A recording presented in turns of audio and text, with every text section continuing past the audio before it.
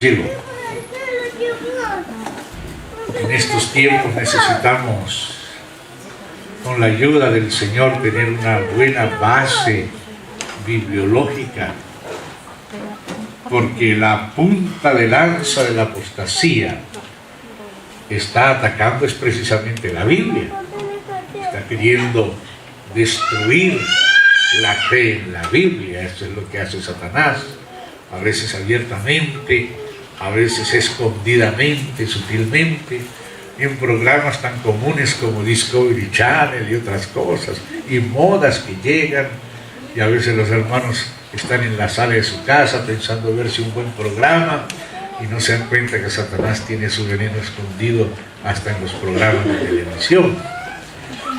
Entonces, como nos hemos dado cuenta que eso es así, y sabemos que alrededor del mundo y hace ya un buen tiempo ruge una terrible batalla, y especialmente en esta área de la bibliología, será necesario hacer una introducción bibliológica antes de la exegética o del comentario de los textos.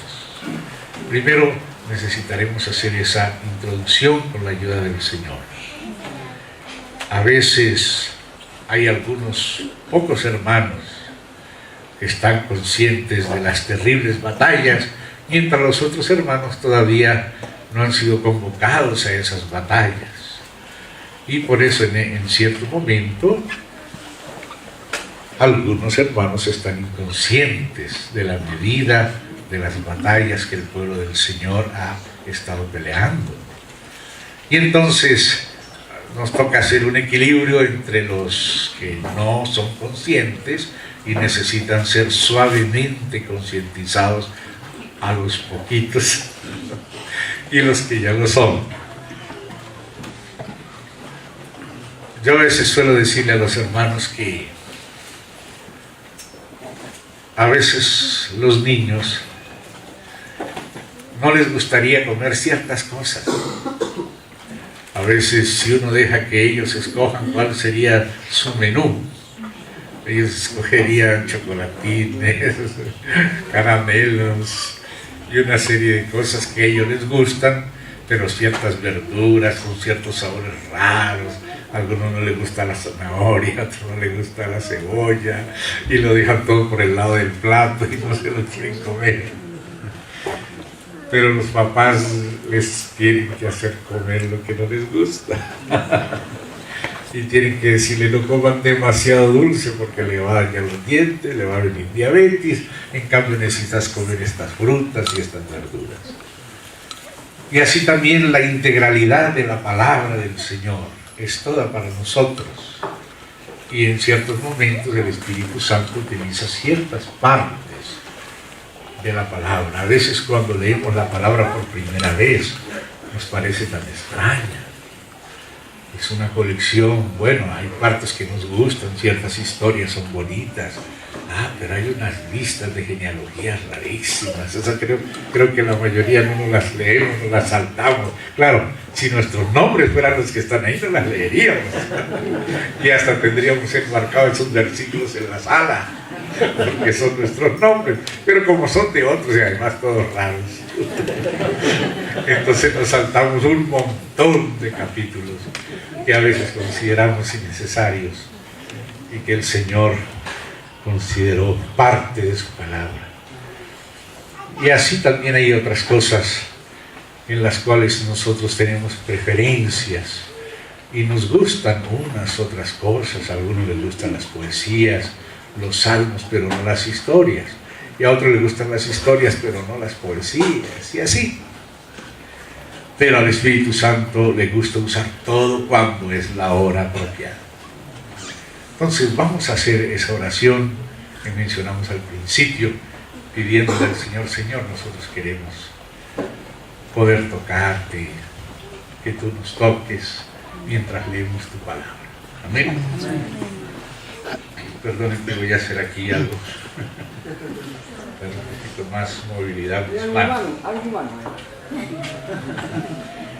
Oremos, amados.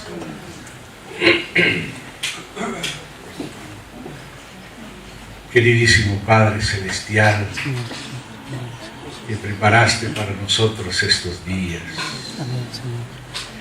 en el precioso nombre del Señor Jesús, por su preciosa sangre, queremos disponernos a ti. Ayúdanos a disponernos a ti, Señor. Amén, Señor. Pasa por alto todo lo que en nosotros te desagrada. Si no fuera por la sangre de Cristo, ¿cómo podríamos ser recibidos por ti? Pero venimos en esa confianza del Evangelio que de ti nos llevó. Amén. Y por eso, Señor, venimos en ese precioso nombre que nos diste. Y en ese nombre oramos. En ese nombre encomendamos en tus manos todo nuestro ser, toda nuestra condición humana, toda la condición espiritual, la que conocemos y la que desconocemos. Dejamos todo en tu mano. Amén, Señor. Y te pedimos que tú, Señor, nos hables, nos toques con tu precioso espíritu, fortalezcas nuestro hombre interior, nos ayudes a aprovechar los distintos aspectos de tu palabra con la cual tú quieres edificarnos y afirmarnos para enfrentar todos los embates que sean, y permaneciendo en pie podamos recibirte, tu venida, con gozo y alegría, y estar siempre contigo. Señor, estamos confiados a tu gracia y deseamos aprender de ti, a depender de ti en todas las cosas. Concédenos seguirte en el Espíritu, que no nos desviemos de tu Espíritu, y que tú puedas, Señor, escribir en nuestro ser lo que nosotros necesitamos. En el precioso nombre del Señor Jesús. Amén. Hoy les voy a rogar que usemos la Biblia. Amén.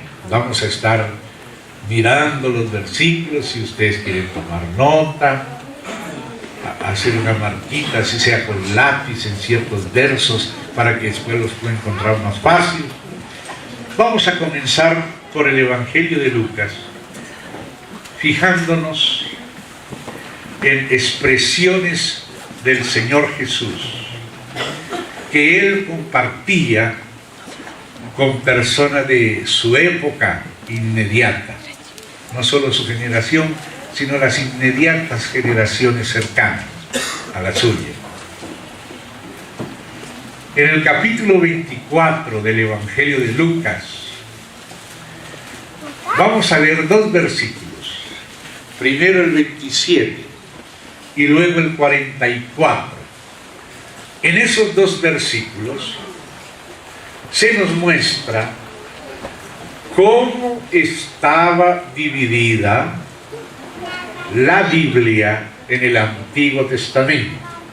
De qué manera el Señor Jesús, los apóstoles, los profetas, el pueblo de Israel, la iglesia cristiana primitiva, veían la Biblia, para que nosotros también podamos acercarnos a la Biblia de la misma manera como se acercaba el Señor Jesús, sus apóstoles, la iglesia primitiva e incluso el Israel que los rodeaba. Entonces, en la aparición del Señor resucitado, y esto es muy interesante, una de las cosas que más hizo el Señor resucitado fue enseñar la Biblia. Durante 40 días Él estuvo apareciéndoseles, mostrándoles lo que de Él decía en los distintos versículos.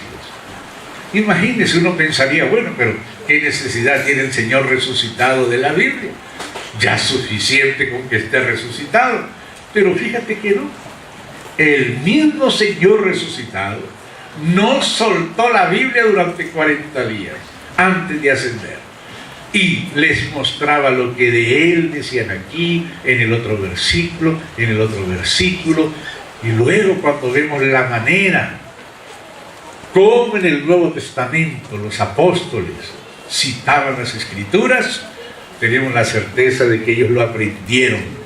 El uso del Antiguo Testamento lo aprendieron del Señor Jesús.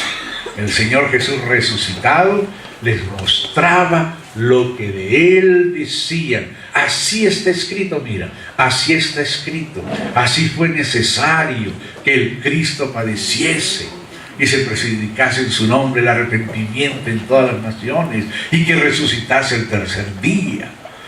Y muchas frases que parecían escondidas en el Antiguo Testamento comenzaban a tener significado porque el Señor Jesús resucitado les decía, miren, miren, así está escrito aquí. Y comenzando, y vamos a ver eso aquí, versículo 27 de Lucas 24. Aquí está Él resucitado, conversando en camino en Maús con dos discípulos, con Cleofás y otro discípulo, probablemente fuera José el menor, Jacobo el menor. Dice aquí 27, y comenzando, este es Jesús resucitado, desde Moisés, así se le llamaba a los primeros 5 libros de la Biblia, los libros de Moisés o la ley de Moisés, porque en lo fundamental proviene de Moisés, aunque él mismo usó también algunas otras fuentes y también fue editado por Josué, por Samuel, como vamos a ver, pero en lo esencial Moisés es el autor del Pentateuco, los primeros 5 libros. Y comenzando desde Moisés y siguiendo por todos los profetas, les declaraba en todas las escrituras lo que de él decía. O sea, él tomó la Biblia y empezó a mostrarle desde el principio, imagínense, un seguimiento del Antiguo Testamento, todas las escrituras, mostrándoles lo que de Cristo decía. Les abrió los ojos para que comprendiesen las escrituras. Y lo mismo dice en el verso 44. Y les dijo,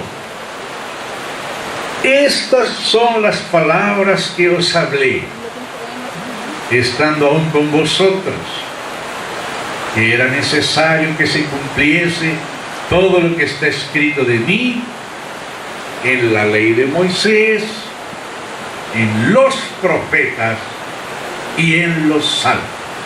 Usted ve esa triple división del Antiguo Testamento.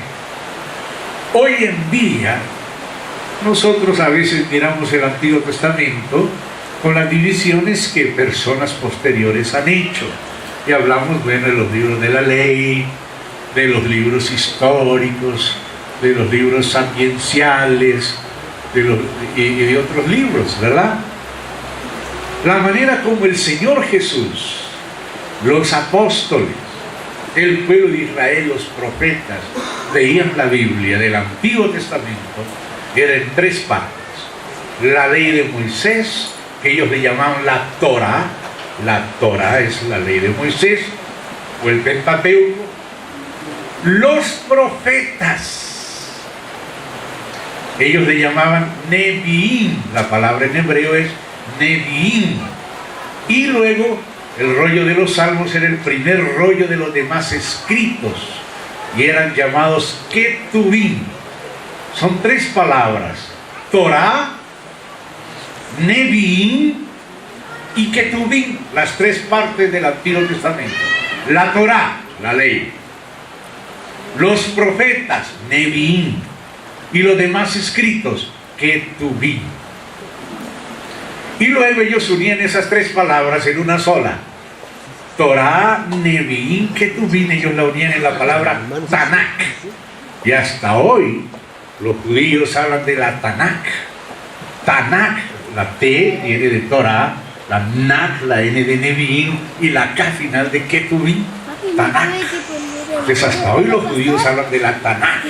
La Tanakh es la Torá más los Neviim más los Ketuvim, o sea, la ley de Moisés, los profetas y los escritos, de los cuales el principal de los rollos eran los salmos, y por lo tanto a veces generalizando se le llamaba a todos los salmos. Esto al principio parece que no tuviera sentido. ¿Por qué? ¿Por qué el Espíritu Santo y el Señor Jesús a lo que nosotros le llamamos libros históricos, por qué le llamó libros proféticos? Porque los Nevi'im, o sea, la sección de los profetas, tenía dos partes. Los Nevi'im Rasonim, o sea, los profetas primeros, y los Nevi'im Amorim, o sea, los profetas postreros. Estaba la sección de los profetas dividida en dos partes. Y los profetas primeros comenzaban con el libro de Josué. O sea, el libro de Josué, el libro de Jueces, el libro de Ruth, los libros de Samuel y los libros de Reyes. Crónicas no, hasta Reyes. Desde Josué hasta Reyes era llamado los profetas primeros. No era llamado libros históricos, sino los profetas primeros. Y la razón, y lo vamos a ir viendo, fue porque esos libros fueron escritos por profetas. Y ellos escribieron la historia desde el punto de vista de Dios, desde el punto de vista profético. Y aunque son libros que cuentan historias, son escritos por profetas. Vamos a ver quiénes escribieron estos libros. Vamos a ver los versículos que nos lo muestran y por qué eran llamados proféticos. Luego, los profetas posteriores eran Isaías, Jeremías, Ezequiel, se saltaban Daniel. Daniel lo dejaban junto con los Ketubim, la tercera parte, porque él había sido un personaje de las cortes, aunque era un gran profeta, y el Señor habló del profeta Daniel. Los judíos lo consideraban como alguien de la corte de Nabucodonosor, y de la corte de Ciro, y de la corte de Evil-Merodach, aquellos reyes babilónicos y persas. Entonces el libro de Daniel lo coleccionaban en la tercera parte. Entonces la segunda parte de los profetas, ellos decían Isaías, Jeremías, Ezequiel y los 12. Los 12 era lo que nosotros llamamos hoy los profetas menores, ¿no? Empezaban con Oseas, amén, Amós, Joel, Miqueas, Jonás, Nahum, Sofonías, Habacuc, Abdías, Malaquías el final, Ageo y Zacarías. Esos 12, ellos le llamaban los 12. Y todos esos rollos estaban en una parte, porque la Biblia en ese tiempo se escribía en rollos. Y es muy importante saber eso, porque eso le va a solucionar muchos problemas. De pronto usted leyendo con este formato de Biblia, que ya no es un rollo, sino que proviene de la forma de códice, usted de pronto se encuentra que en un versículo el evangelista dice en el libro del profeta tal, y cita a otro profeta. Dice que dice Jeremías y cita a Miqueas. Dice, pero ¿cómo? ¿Cómo es que va a citar a Jeremías y lo que hace es citar a Miqueas? Si usted entiende que el rollo de Miqueas está continuando con el rollo de Jeremías, entonces a este rollo se le puede llamar el de Jeremías, pero contiene también Ezequiel, contiene también Miqueas, contiene también Jonás y los demás. El rollo de los salmos contiene también los proverbios, contiene también cantar de los cantares. Y por eso cuando se le dice los salmos, no quiere decir que eran solo los salmos, eran los Ketubim en general. Y conocer esas pequeñas cositas le resuelve problemas que Satanás y sus críticos quieren usar para sembrar cizaña contra la Biblia. Pero al conocer estas cositas, usted descanse. Ahora entiendo.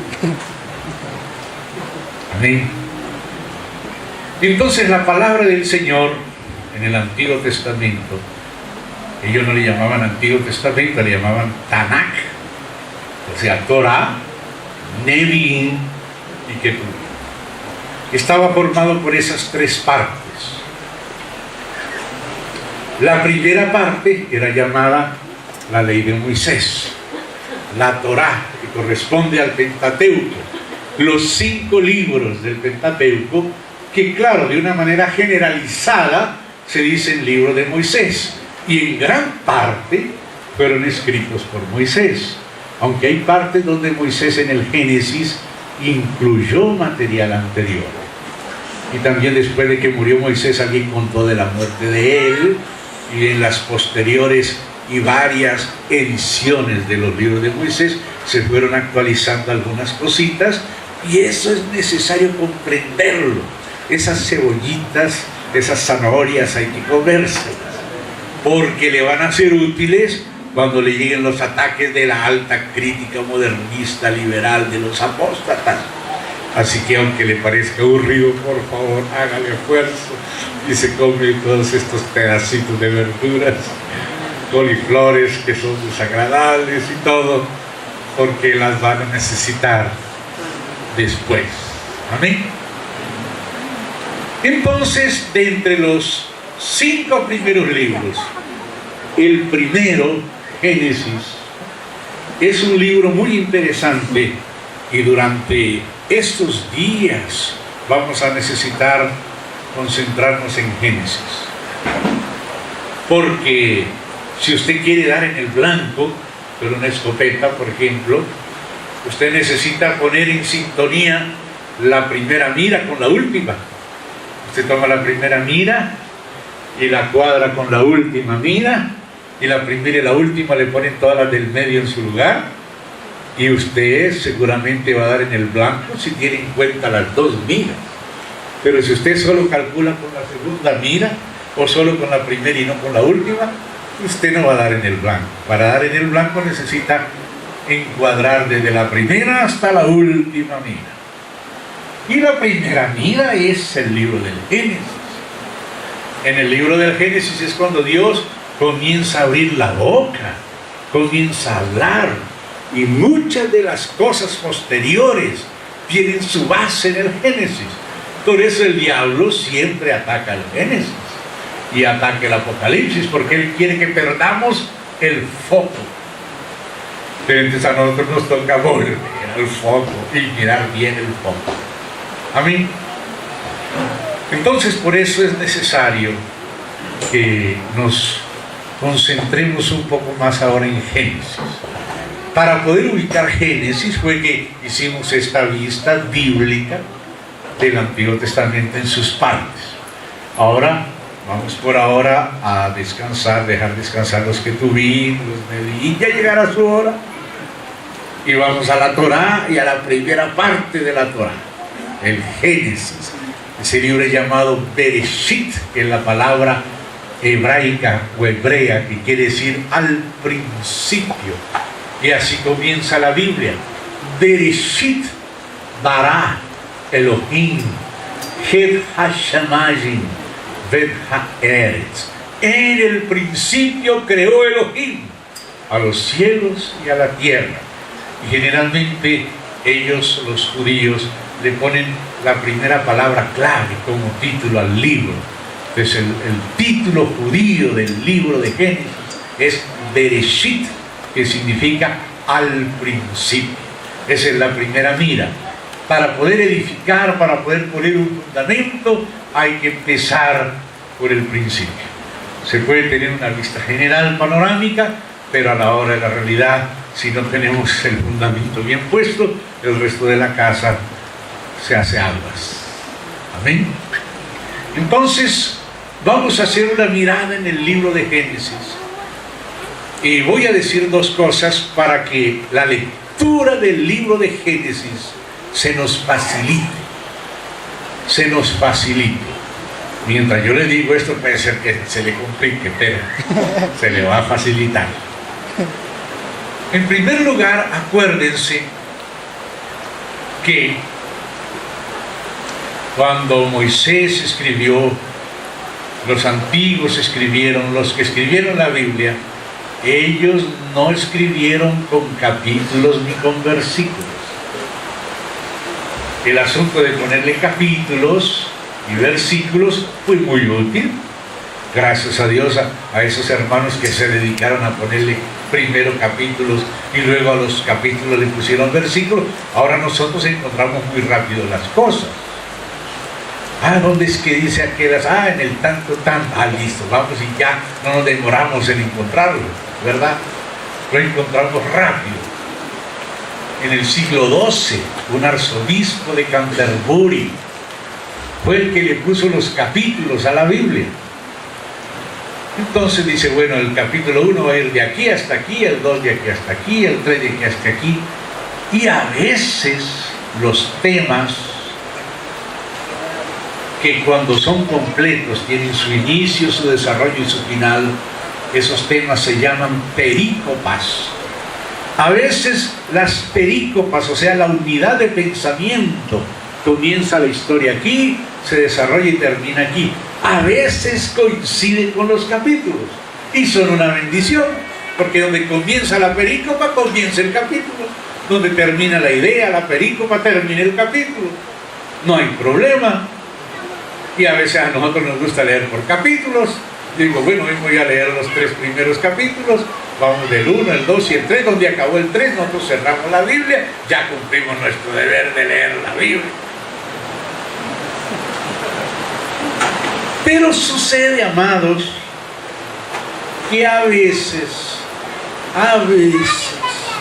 quizá estaba un poco apurado el arzobispo, a veces no coinciden las perícopas con los capítulos. A veces la idea comienza, por ejemplo, en el capítulo 1, Dios nos va a hablar de los 7 días de la creación, primer día, segundo día, tercer día, cuarto día, quinto día, sexto día, y ya el arzobispo terminó el capítulo y el 7º día lo dejó para comenzar otro capítulo. Fíjese, Génesis. ¿Cuál es la idea lógica? Si va a hablar de 7 días, pues cuando termine el 7º día es cuando termina la perícopa, cuando termina el heptaemerón, los 7 días. La idea es desde el 1:1 hasta que termine el 7. Pero resulta que el capítulo 1 se termina en el 6º día. Y recién el 7º día se describe en el 2. Entonces, a veces sucede eso. Por ejemplo, a veces tú llegas al Nuevo Testamento y en el Nuevo Testamento ves que el Señor Jesús le dice a sus discípulos: de cierto os digo que hay algunos de los que están aquí que no verán muerte hasta que vean al Hijo del Hombre en su reino. Punto, ahí se acabó el capítulo. Todavía no se acabó la perícopa. La idea no se acabó. El Espíritu Santo venía contando una idea, pero el arzobispo le puso el punto al capítulo en un punto que era en el medio de la idea. Entonces nos quedamos todos preocupados, pero aquí ¿cómo que falló el Señor Jesús? Porque dice el Señor Jesús que de cierto, algunos de los que estaban ahí no iban a morir hasta que vieran al Hijo del Hombre en su reino. Y sin embargo, ya todos los apóstoles se murieron y todavía el Señor no ha venido en su reino. Pero la idea no había terminado ahí. Dice, 6 días después o a la semana siguiente, Jesús tomó a Jacobo, a Cefas y a Juan y se lo llevó al monte de la transfiguración y se transfiguró delante de ellos, y ahí ellos lo vieron en la gloria de su reino. La idea continuaba, pero como nosotros a veces nos atamos al número del capítulo y al número del versículo, entonces cortamos la idea por la mitad. Entonces, ¿por qué digo esto? Para que ahora cuando leamos la Biblia vamos a seguir la idea, vamos a seguir dónde comienza la idea, dónde comienza la historia y dónde termina. Vamos a olvidarnos de los capítulos. Solo los vamos a usar es para saber dónde encontrar el pasaje, pero de ahí en adelante vamos a hacer de cuenta que no existen esos números, sino que vamos a leer la idea, porque muchas cosas se van a aclarar si usted se quita todo ese aparato, porque ese aparato no fue inspirado, ese fue agregado y es muy útil, gracias a Dios, lo usamos. No vamos a recortárselo a nuestra Biblia. Pero a la hora de la lectura, para tener un mejor provecho, acuérdese, olvídese de los números y siga la idea, siga el contexto, dónde comienza y dónde termina. Amén. Pues ahora fijémonos en un segundo detalle importante para leer Génesis. Moisés, que escribió Génesis haciendo uso de documentos que él cita, y vamos a ver las citas de Moisés, que son de documentos patriarcales, que él cita, que él pega uno con el otro, que él reelabora como un buen historiador. Moisés dividió el libro de Génesis en algunas porciones, y esas porciones son bien definidas, pero que esa definición se nota más en el hebreo que en la traducción, porque resulta que Moisés usa ciertas palabras que podríamos llamar técnicas, que a veces no nos gustan, pero que son útiles para hacer las divisiones claras. Moisés usa una palabra que me gustaría que ustedes desde ahora se familiarizaran con ella. Es una palabra hebrea que ha sido traducida como de 4 o 5 maneras por el traductor, y resulta que cada una de esas maneras es una parte de la palabra, pero en el original hebreo aparece siempre esa misma palabra, solo que cuando tú estás leyendo en español a veces te encuentras con una, a veces con otra, entonces no logras distinguir las divisiones naturales que Moisés estableció en Génesis. Las divisiones naturales muestran los documentos, dónde un documento empieza y dónde termina. Antiguamente, los antiguos, incluso antes de escribir en rollos y en papiros y en pieles, escribían en barro y escribían en piedra, escribían en tabletas. Ellos tomaban el barro, lo alisaban bien, hacían una tableta, y con cuñas ellos imprimían las cuñas en el barro fresco, escribiendo las palabras, y luego las cocinaban y quedaban como ladrillitos. Duraban más que el papel. Eran en ladrillos, en tabletas. Y la tableta antigua tenía un inicio, como si fuese una introducción, puede ser un título, una introducción. Luego venía el cuerpo de la idea, completa la idea, y luego le ponían como una especie de colofón para terminar. Entonces, el inicio, el cuerpo de la tableta y el colofón formaban la perícopa, la idea completa.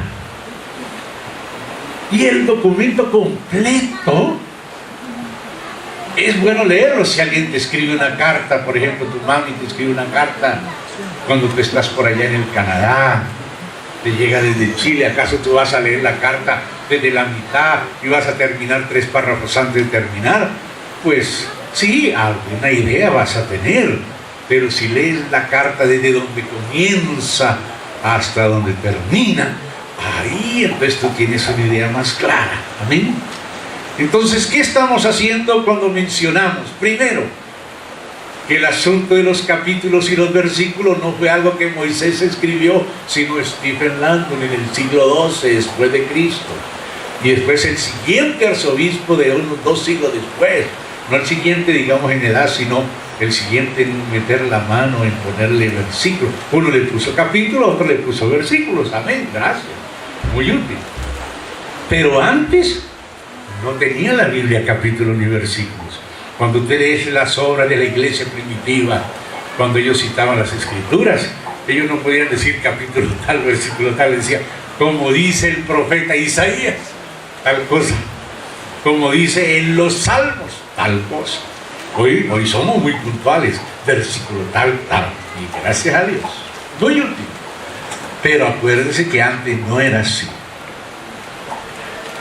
Entonces, cuando comenzabas a leer el Génesis, te encontrabas con una palabra que hoy está muy diluida en las traducciones por causa de la variedad de traducciones. Y no es que esas traducciones no sean válidas. Lo que pasa es que a veces un concepto que en el hebreo del Antiguo o en el griego del Nuevo Testamento es un concepto completo, a veces el traductor agarra un pedazo del sentido de la palabra y usa ese sentido, pero esa palabra original tiene muchos más sentidos. Por ejemplo, en la Biblia, en el Nuevo Testamento, ustedes seguramente se van a encontrar con una palabra muy rica, muy compleja, que es la palabra economía. Y cuando nosotros oímos la palabra economía, ya van a hablar de diezmo, van a hablar de ofrenda. Nada de eso, no tiene nada que ver con dinero. En la Biblia se habla de la economía divina. Pablo usaba esa palabra varias veces en sus epístolas. El Señor Jesús usó esa palabra en la parábola del mayordomo. Solo que a veces cuando nosotros estamos leyendo las traducciones, pues por aquí dice mayordomía, por allí dice administración, por allí dice dispensación, por allí dice comisión, por allí dice edificación, un montón de palabras, pero en el original es una sola palabra: economía. Claro que la mayordomía es una parte de la economía. La administración es otra parte de la economía. La dispensación es otra parte de la economía. La comisión es otra parte de la economía. La edificación es otra parte. Pero entonces la palabra economía abarca todas esas palabras. Si tú dijeras economía, estás incluyendo mayordomía, administración, comisión, edificación, dispensación. ¿Se dan cuenta? Lo mismo pasa con una palabrita que necesitamos aprender del libro del Génesis. La palabra es en plural femenino. La palabra es toledot. Vamos a aprendernos esa palabra. Toledot. Aparece a lo largo de todo el Génesis, marcando el comienzo y el final de los documentos patriarcales incorporados por Moisés en el Génesis. Cosas que tú cuando lo lees en español no te das cuenta, pero cuando lo lees en el hebreo, dice Moisés: estas son las relaciones de Adán, estas son las relaciones de Noé, estas son las relaciones de Sem, estas son las relaciones de Taré, estas son las relaciones de Ismael, estas son las relaciones de Isaac, estas son las relaciones de Jacob. O sea que él está tomando de los relatos de ellos y los está incorporando hiladamente en un documento reelaborado por él en base a documentos patriarcales. ¿Se da cuenta? Cuando tú lo lees en español con varias palabras, no te das cuenta de lo que dice el hebreo. El hebreo es mucho más rico. Entonces, yo quisiera que ustedes encuentren los versículos, pónganle que sea una T, Toledot, para que se acuerden. Aquí comienza un documento. Entonces, en el 2.4, dice: estos son los orígenes de los cielos y de la tierra cuando fueron creados. La palabra orígenes en el original es Toledot. Allí dice: Hela Toledot Hashamayim Vet Haaretz Vehi Baran. Estas son las relaciones de los cielos y la tierra en su creación. O sea, él está diciendo un documento. El documento fue citado y ahora viene un colofón y nos dice qué es ese documento, cuál es el título del documento. Y cuando tú lo lees en la Septuaginta, que era una traducción al griego del Antiguo Testamento hecha antes de Cristo, mucho antes del texto masorético, que es del siglo VI al X después de Cristo, ahí aparece en la Septuaginta en griego una palabra, biblión. Este es el libro de las relaciones de los cielos y la tierra. Luego en 5.1 dice: este es el libro de las relaciones de Adán. Luego dice, estas son las relaciones de Noé. Estas son las relaciones de los hijos de Noé. Estas son las relaciones de Sem. Estas son las relaciones de Taré. Estas son las relaciones de Ismael. Estas son las relaciones de Isaac. Estas son las relaciones de Jacob. Solo que cuando tú lo lees en español, por allí dice orígenes, por allá dice generaciones, por allá dice linaje, por allá dice descendientes, por allá dice historia. Entonces tú no te das cuenta que está usando un término técnico documental. ¿Se da cuenta? Ese término que fue traducido de esas varias maneras, generaciones, historia, linaje, orígenes, etc., es una sola palabra técnica usada por Moisés, la palabra toledot, de donde viene la palabra española relato, solo que la terminación ot es el plural femenino. Entonces por eso es mejor traducir en vez de relato, relaciones. Esa es la traducción más exacta. Una relación o unas relaciones, ahí incluye toda una historia, los orígenes, los ascendientes, los descendientes, los tataranietos, la historia, los acontecimientos, todo eso está incluido en esa palabra toledot. Es toledot.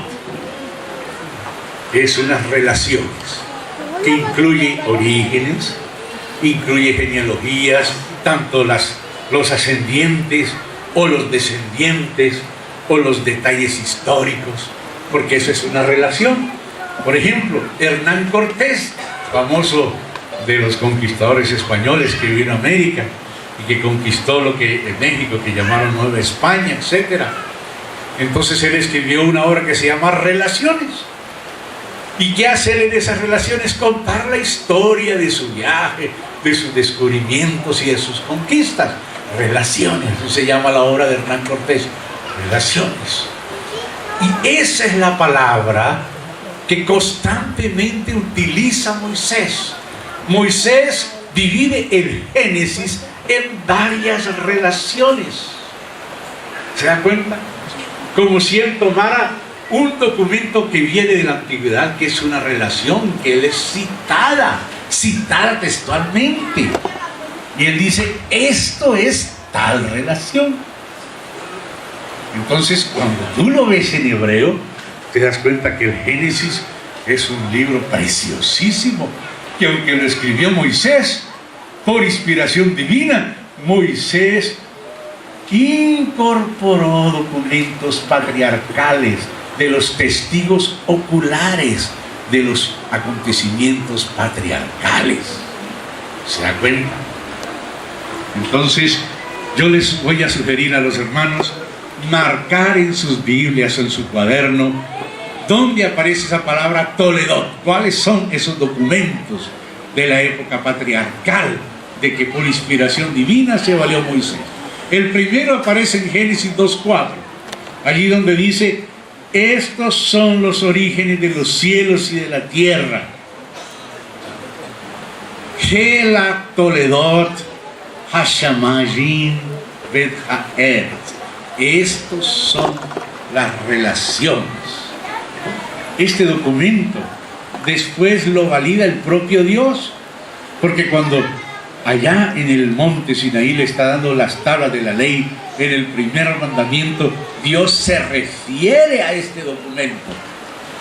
Dios se refiere y dice, porque en 6 días hizo Yahvé Elohim los cielos y la tierra, y al 7º día descansó. O sea, el propio Dios en las tablas de los 10 mandamientos está apelando al primer documento de la Biblia. Vamos primero a marcar dónde están esos versos claves. 2:4, Génesis 2:4. El segundo está en 5:1. Miren lo que dice Génesis 5:1. Siga su Biblia, vaya descubriendo estas cositas. Yo voy a citar el 5 y el 1, pero después olvídese. Solamente acuérdese de la cita. Dice ahí, este es el libro de las generaciones de Adán. El original hebreo dice, Hela Sefer, que es libro, Toledot Adán. Hela Sefer Toledot Adán. Este es el libro de las relaciones de Adán. Moisés tenía acceso a documentos antiguos y él está tomando inspiradamente de ellos. Hela Sefer Toledot Adán. Este es el libro de las relaciones de Adán. Seguimos. Capítulo 6, verso 9. Estas son las generaciones de Noé. Hela Toledot Noah. O sea, las relaciones de Noé son estas. Ahora pasamos al capítulo 10, verso 1. Verso 1. Hela Toledot de Noah. Estas son las relaciones de los hijos de Noé. Estas son las relaciones de los hijos de Noé. Luego pasamos al 11:10. Hela Toledot Shem. O sea, estas son las generaciones, dice aquí, de Sem. Solo que se da cuenta que la palabra generaciones ya como que está diluyendo un poco todo lo que significa Toledot, porque ciertamente generaciones está incluido en Toledot, pero Toledot también implica orígenes, también implica historia, linaje, tanto ascendencia como descendencia, y también los relatos de lo que acontece. La palabra es la misma, Toledot. Entonces aquí aparece otro Toledot en el verso 10 del capítulo 11. Se llama Hela Toledot Shem. Estas son las generaciones de Sem. Pasemos ahora al mismo capítulo 11, verso 27. Hela Toledot Terah. O sea, estas son las generaciones de Taré. Taré era el abuelo, el padre de Abraham, el abuelo de Isaac, de Ismael. Luego seguimos más adelante, podemos saltar todo el ciclo de la vida de Abraham hasta llegar al capítulo 25. Y en el capítulo 25, en el verso 12, dice Hela Toledot Ismael. O sea, estos son los descendientes de Ismael. En otra parte había dicho las generaciones, en otra parte los orígenes, pero la palabra es exactamente la misma, Toledot. Tanto los ascendientes o los anteriores como los descendientes o posteriores forman parte de una relación genealógica, por lo tanto forman parte de un Toledot. ¿Amén? Ahora pasemos en la misma página al versículo 19, 25-19, es otro Toledot, Hela Toledot Isaac. O sea, estas son las relaciones de Isaac. ¿Amén? Pasamos ahora al capítulo 36. En el verso 1 y en el verso 9 aparece dos veces citado este documento. Estas son las generaciones de Esaú, el cual es Edom. Edom quiere decir rojo, y como Esaú, el hermano de Jacob, tomó la península de Arabia y las costas del mar de Edom, por eso a ese mar se le llamó el Mar Rojo. Vamos a volver a Génesis. Vamos a volver a Génesis capítulo 1. Como les digo, el versículo 4, la parte A, es la frase marcante. Hela Toledot Hashamayi Bet Haet Behi Baram. Estas son las relaciones de los cielos y la tierra en su creación. La traducción más exacta. Entonces eso aparece en el verso 2.4. Algunos traductores lo ponen al final de los 7 días, otros lo ponen al inicio de la historia del jardín del Edén. Ahora, ¿qué es lo que dice la frase? Estas son las relaciones de los cielos y la tierra en su creación.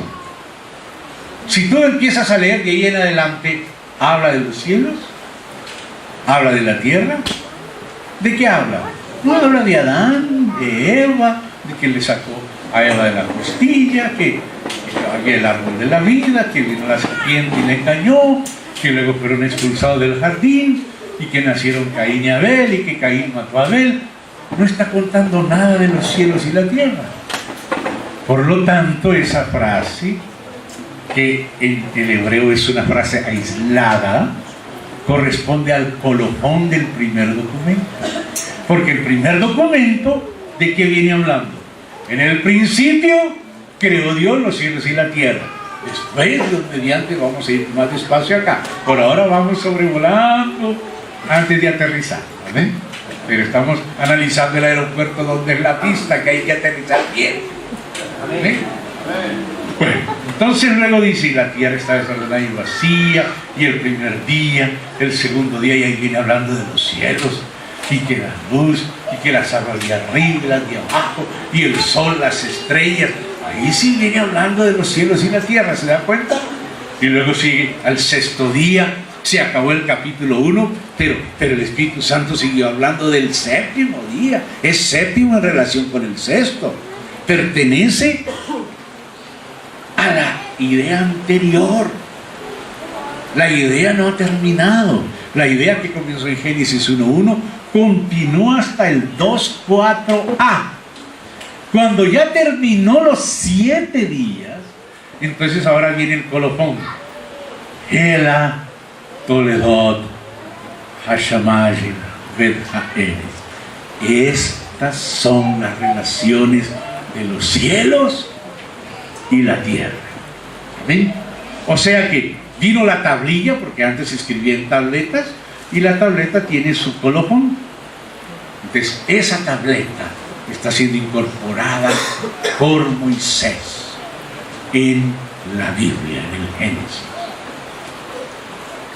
Luego, cuando tú lo ves en hebreo, porque es que a veces el traductor tiene que poner punto y coma más o menos para adaptarse, pero en el hebreo es cuando tú le pillas al traductor si fue bueno o puede ser mejorado por otro traductor, porque el texto original es inspirado, pero los traductores no lo son de la misma manera. Por eso hay que estar haciendo revisiones, correcciones, para que cada vez se vaya ajustando más al texto original. Entonces luego empieza una historia. Hasta aquí solo había sido mencionado el nombre Elohim en el primer documento. Desde el 1.1 hasta el 2.4a el nombre de Dios es Elohim.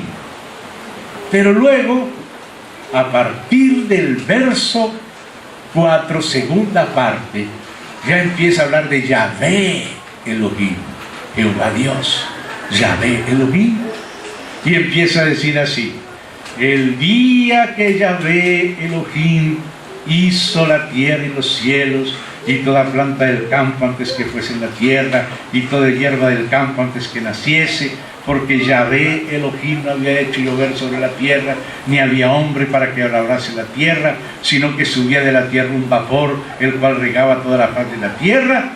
Entonces Yahvé Elohim formó al hombre del polvo de la tierra, y empieza a contar con detalles la creación de Adán, y cómo lo puso en el huerto del Edén, cómo le trajo todos los animales para que le ponga nombre, cómo lo hizo dormir una buena siesta y le sacó una costilla, y gracias a Dios con la costilla no le hizo otra jirafa, sino le hizo a Eva.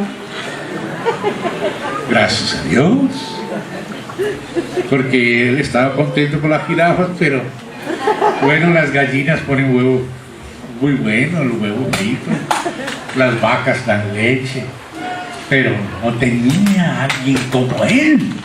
hasta que Dios le hizo no otra vaca, no otra jirafa o otra gallina, sino a Eva. Amén. Y ahí aparece la historia de Adán y de Eva. ¿Se dan cuenta? Entonces seguimos leyendo la historia. Y ahí, después de lo de Adán y Eva, viene la caída.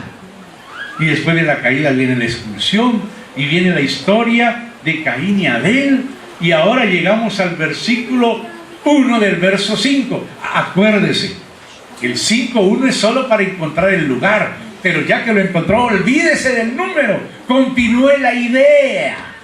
Continúe la idea. Ahora dice, ¿cómo empieza este verso? La parte A.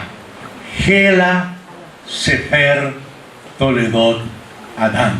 O sea, este es el libro de las relaciones de Adán. O sea que este es como el colofón del segundo documento, del segundo Toledot. El primer Toledot comienza contando la creación del cielo y la tierra, los 7 días, cuando termina el 7º día, entonces dice, estas son las relaciones de los cielos y la tierra, lo que acaba de contar. Después empieza otro documento, y empieza a contar la historia de la creación de Adán, y cómo hizo Dios y a Eva, y lo que pasó, y la caída, y los de Caín y Abel, y entonces dice el documento, este es el libro de las relaciones de Adán. ¿Se dan cuenta? Es como si acabara Moisés de tomar la historia del libro de las relaciones de Adán y la hubiera reelaborado e introducido en el Génesis. ¿Se dan cuenta? ¿Se dan cuenta? Cuando tú vas siguiendo las palabras en hebreo, las divisiones naturales, ¿quién mejor para contarnos la historia de Adán y Eva que el propio Adán y Eva? ¿Verdad? Adán y Eva era el que se tenía que contar. Dios mismo le contó que lo había hecho del polvo. Polvo eres y al polvo. Entonces, ¿quién es el que nos podía contar que lo hizo del polvo? Pues era el propio Adán. ¿Se da cuenta? Y cuando lo de Eva y lo que pasó con Caín y Abel y hasta con Sed, hasta determinado punto de la historia, porque Adán vivió 930 años. El mejor testigo era el propio Adán. Y para colmo, no dice solamente que era un relato, dice, este es el libro de las relaciones de Adán. Eso lo está reconociendo el propio Moisés. Él ha contado esa historia y ahora dice, este es el libro. Es como si él hubiera tomado sus fuentes en un libro que se originó en el propio Adán, en un testigo ocular de los acontecimientos. Y ahora lo que hace Moisés es reelaborarlo, incorporarlo en su relación después de la historia de los cielos y la tierra. Ahora viene la de Adán. Ustedes ya tendrán ganas de almorzar. No sé si me soportan otro Toledot. ¿Me soportan otro? Sí. Bueno, pasemos al tercer Toledot. En el 6:9 dice, Gela, Toledot, Noah. Y estas son las relaciones de Noé. Ahora, si tú te das cuenta, ¿qué es lo que hay después del 5:1a? O sea, el 5:1b comienza, el día en que creó Dios al hombre, a semejanza de Dios lo hizo, varón y hembra los creó y los bendijo, llamó el nombre de ellos Adán, el día en que fueron creados, y vivió Adán 130 años, y engendró un hijo a su semejanza, conforme a su imagen, llamó su nombre Set, y fueron los días de Adán después que engendró a Set 800 años y engendró hijos e hijas. Por eso es que algunos dicen, pero ¿de dónde sacó su hermana Caín? Pues aquí dice, lo cuenta después, pero sucedió antes. Sucedió antes, pero lo cuenta después. De aquí sacó su esposa Caín. Y luego empieza toda una genealogía. Hermanos, en el tiempo antiguo, en el tiempo de los asirios, de los sumerios, de los caldeos, de los acadios, escribir las genealogías y las historias de la familia era lo más normal. Hoy la arqueología ha desenterrado cantidad de documentos antiguos de este mismo tipo. Les recomiendo a los hermanos leer un libro del hermano Douglas J. Weisman. Se escribe Wiseman, W-I-S-E-Man, Wiseman, Weisman. La obra de él se llama Nuevos hallazgos en Babilonia acerca de Génesis. Nuevos hallazgos en Babilonia acerca de Génesis. Es una obra donde el hermano mismo en su propia mano tenía esas tablillas antiguas, con documentos antiguos, inclusive con nombres semejantes a los de los patriarcas, mostrando que ese era el estilo de transmisión. Las familias se transmitían sus genealogías, sus abuelos, sus tatarabuelos, sus ascendientes. Y entonces mire, el tercer Toledot da desde la parte D del capítulo 5, verso 1, porque la parte A es el colofón del libro de las relaciones de Adán, y la parte D es el inicio del siguiente Toledot.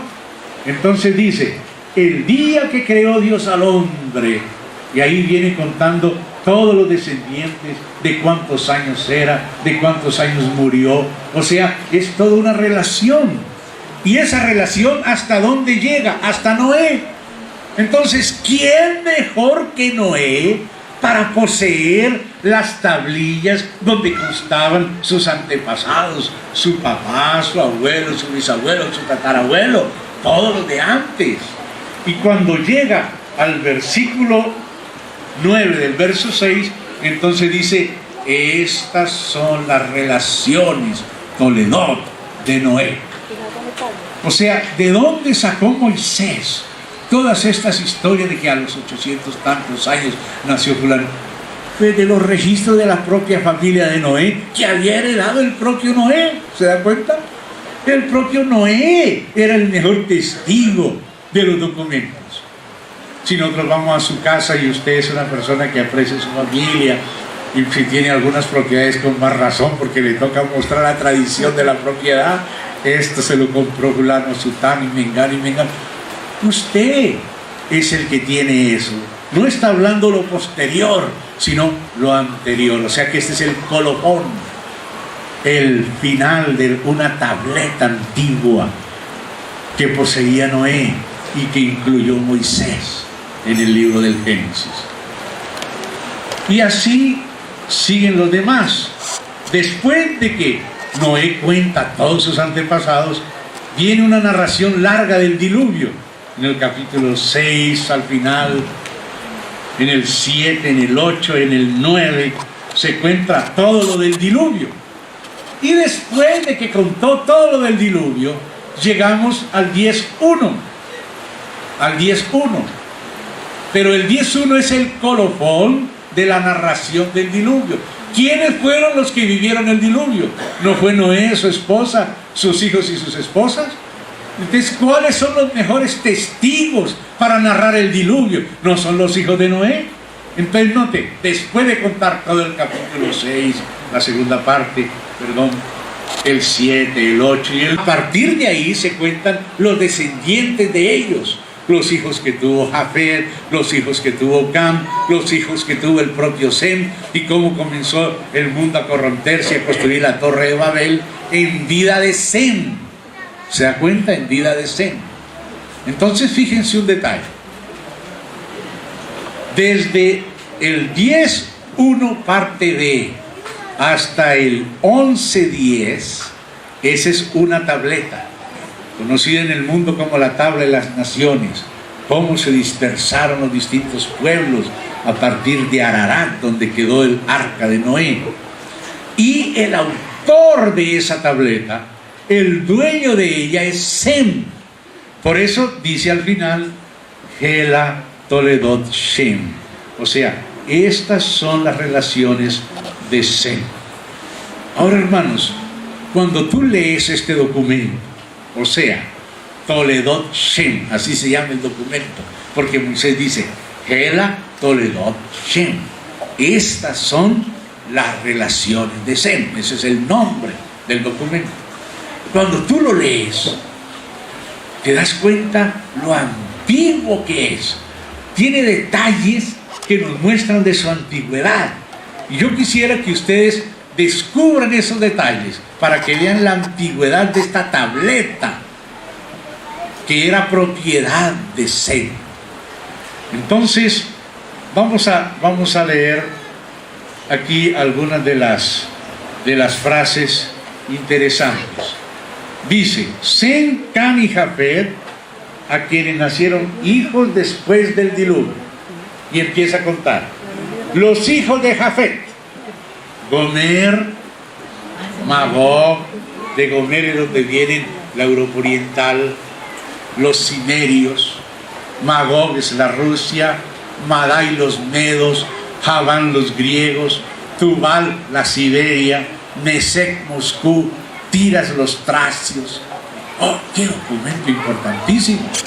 Él empieza a decir cómo se fueron poblando las naciones de la tierra a partir del diluvio. Y ahí sigue hablando de ellos, diciendo sus nombres. Luego viene en el verso 6 los hijos de Cam. Luego llega y sigue hablando, y llegamos cuando viene hablando de los hijos de Cam. Fíjense en un detalle. Los hijos de Cam, verso 6: Cus, Mizraim, Fut y Canaán. Mizraim, que era llamado antiguamente Mitzru, se refiere a Egipto.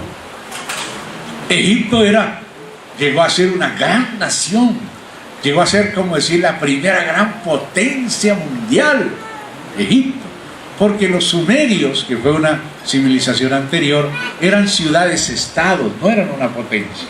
La primera gran potencia fue Egipto, la segunda fue Asiria, la tercera Caldea o Babilonia, la cuarta Medio Persia, la quinta Grecia, la sexta Roma, que aparecen como cabezas de la bestia en Apocalipsis. Pero la grande fue Egipto, Mizraim. Sin embargo, aquí aparece citado después de Cus. O sea, no aparece tan grande. Los hijos de Cus, y ahí menciona a los hijos de Cus. Luego en el 13 menciona a los hijos de Mizraim. ¿Se dan cuenta? Ahora llegamos al verso 19. Pongan atención al verso 19. Y fue el territorio de los cananeos desde Sidón en dirección a Gerar hasta Gaza, en dirección de Sodoma, Gomorra, Adma y Seboín hasta Laxa. O sea que Sem está citando como si todavía existieran Sodoma y Gomorra. Está hablando de la ciudad de Sodoma, el territorio de fulano va de aquí hasta aquí, y menciona Sodoma como todavía en pie, menciona Gomorra, Alaxa, Seboín, aquellas otras ciudades de la llanura que también, como Sodoma y Gomorra, fueron destruidas, porque eran 5, solo Zoar sobrevivió, y se está refiriendo a ellas como todavía existentes. Si este documento hubiera sido solamente posterior de Moisés, ya no iba a mencionar a Sodoma y a Gomorra como en pie. ¿Se dan cuenta? O sea, el hecho de mencionar en pie a Sodoma y Gomorra muestra lo antiguo de esta relación de Sem. ¿Se dan cuenta? Y hay otros detalles también. Voy a mencionar otros 2 que muestran su antigüedad. Aquí un poquito más adelante llegamos, por ejemplo, al versículo 24. Arfaxad engendró a Sala, y Sala engendró a Eber, y a Eber nacieron 2 hijos. El nombre del uno fue Peleg, porque en sus días fue repartida, pero no distribuida, o sea, fue quebrantada violentamente, dice el verbo hebreo nifelega. Ahí fue cuando comenzó la deriva de los continentes, porque en sus días fue repartida la tierra. Y el nombre de su hermano Joctán, fíjese en un detalle, y Joctán engendró a Almodad, Selech, Hazar-Maved, Gerá, Adorán, Uzal, Dicla, Bala, Abimael, Seba, Ofir, Ávila y Jobab. Todos estos fueron hijos de Joctán. y no mencionó los hijos de Peleg. Pero si tú te das cuenta, Abraham no era descendiente de Joctán. Abraham era descendiente de la línea de Peleg. Pero como Abraham no había nacido, ¿qué importancia había en decir cuáles eran los hijos de Peleg? En cambio dijo los hijos de Joctán.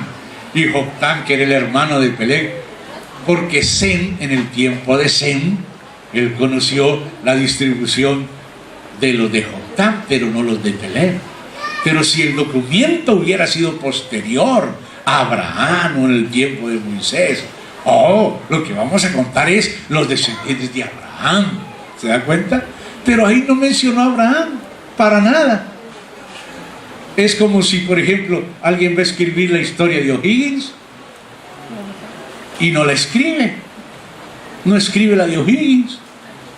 Entonces parece que ese hombre vivió antes de O'Higgins, porque escribe la historia de Chile sin mencionar a O'Higgins. Es como escribir la historia de Colombia sin mencionar a Simón Bolívar. Quiere decir que todavía no la vivió. Está escribiendo de cosas anteriores. Entonces lo mismo está pasando aquí con Sem. ¿Se da cuenta ese detalle? Ese detalle así tan raro, que no menciona para nada a los descendientes de Peleg, siendo que de ahí es donde va a venir nada menos que Abraham, y después nada menos que Isaac, Israel y al propio Mesías. Pero como Sem todavía no lo sabía. Y hay otro detalle más, cuando menciona Jerusalén, ahí en la parte de los hijos de Sem, él no menciona el nombre de Jerusalén, sino que él da otros nombres ahí. Y si usted sigue con detalle, que no quiero hacerles perder mucho tiempo, pero llegamos al verso 16, él habla de Canaán engendró a Sidón su hijo primogénito, al Jebuseo. Menciona al Jebuseo. Jebús era el nombre de la ciudad de Jerusalén. Los Jebusí eran los habitantes de Jerusalén. Imagínese un documento que hubiera sido tardío de la historia de Israel. ¿No va a mencionar a Abraham? ¿No va a mencionar a Jerusalén? No. Menciona a los descendientes del otro hermano, no a los de Peleg. Y menciona el nombre viejo de Jerusalén, Jebusí, de Jebús, los hijos de Jebús. Ese era Jerusalén. O sea que el documento se demuestra ser bien antiguo. ¿Se da cuenta? Una tableta antigua de Sem. Después viene la de Taré, y viene contando desde Sem hasta él. ¿Quién mejor que Taré para conocer quiénes eran sus tatarabuelos desde Sem hasta él? Y dice, dice ahí en el mismo 11, y ahí terminamos por hoy, 11:27, Gela, Toledot, Taré. Si fuéramos nosotros, hubiéramos dicho, esta es la historia de Abraham, porque después le dedica un montón de capítulos a Abraham. Pero aquí ni mencionó a Abraham, mencionó fue a Taré al final de otro documento genealógico. Gela, Toledot, Terah. Estas son las relaciones de Taré. Entonces, hermanos, así fue escrito el libro de Génesis. Así comenzó a ser coleccionada la Biblia, documento de testigos oculares de los patriarcas que vivieron, que fueron los testigos que registraron. Todo eso fue conservado de familia en familia hasta que llegó a las manos de Moisés. Fíjense una cosa, y ya con esto ya termino. Cuando murió Adán, ya había nacido Matusalén, porque Adán murió a los 930 años y Matusalén murió a los 969 años. Y hay 40 años de los finales de Abraham y de los primeros de Matusalén en que ellos fueron contemporáneos. Casi la historia de una vida de las nuestras, de 50 años, 49 años de contemporaneidad entre Adán y Matusalén. O sea que entre Adán y el diluvio no hizo falta sino 2 personas para transmitir toda la tradición. El nombre Matusalén significa como un nombre profético que su padre Enoc le colocó a ese hijo. que es Metuselah, que es el verdadero nombre, quiere decir cuando éste muriere, el juicio vendrá. Y Dios era misericordioso, misericordioso, misericordioso, y no se moría Matusalén. Pero Dios había dicho que el día que pecare moriría. Ya casi llega a los 1000 años, ya tenía que morirse. Se murió a los 969 años. Y el mismo año en que murió Matusalén, vino el diluvio. Pero cuando vino el diluvio ya existía Sem, y Sem vivió 600 años. Cuando el diluvio llegó, Sem tenía solo 100 años. ¿Sabe hasta cuándo vivió Sem? Hasta que ya había nacido Isaac.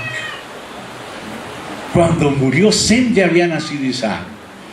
Entonces usted ve de Adán a Matusalén, de Matusalén a Sem, de Sem a Isaac, incluso pasando por encima de Abraham. Claro que no vamos a pasar por encima toda esa tradición. Lo que estoy diciendo es lo cortito que fue la transmisión de la documentación antigua del Génesis. ¿Se da cuenta? Hasta llegar a Moisés solo fueron 7 personas. Claro que hubo muchas generaciones, pero como vivían mucho, el hijo de Jacob fue Leví, y la hija de Leví fue Jocabed, la madre de Moisés. Jocabed fue la madre de Moisés. O sea, hubo muy pocas personas, aunque hubo otras generaciones intermedias. Los más viejitos eran contemporáneos de los más jóvenes y podían transmitir no solo oralmente, sino documentalmente sus historias. Entonces Moisés está diciendo, estas son las relaciones de los cielos y la tierra, y este es el libro de las relaciones de Adán, y estas son las relaciones de Noé, y estas son las relaciones de los hijos de Noé, y estas las relaciones de Sem, y estas las relaciones de Taré, etcétera, etcétera, hasta llegar a él. Con un poco de personas, la propia palabra de Dios nos está mostrando cuán segura es la transmisión patriarcal antigua. No era solo oral, era escrita, era documental. Entonces, hermanos, este es apenas un pedazo de la introducción, porque el resto es largo. Y vamos a almorzar, vamos a descansar, y vamos a continuar a la tarde, así que me toca que pararme. Vamos a orar, darle gracias. Les agradezco hacer el esfuerzo de comerse estas verduras desagradables. Vamos a orar al Señor. Querido Padre, en el nombre del Señor Jesús, te damos las gracias por la oportunidad que nos diste de considerar estas cosas en esta pequeña porción del retiro que preparaste para nosotros. Te rogamos que seamos edificados en la fe y esclarecidos para el testimonio. En el nombre del Señor Jesús. Amén. Encomendamos el resto del día, el resto de las ministraciones. Encomendamos a tu siervo, nuestra hermana Paulaza, que viene de un largo viaje. Sé con él, dándole fuerzas y espíritu para ministrarnos de tu parte. En el nombre del Señor Jesús. Amén. Gracias, Señor.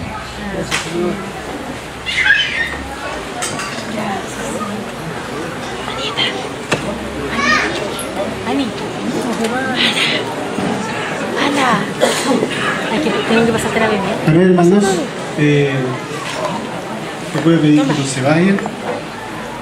Pero sí que nos podamos, que nos puedan ayudar, porque resulta que la silla hay que ponerla hacia la orilla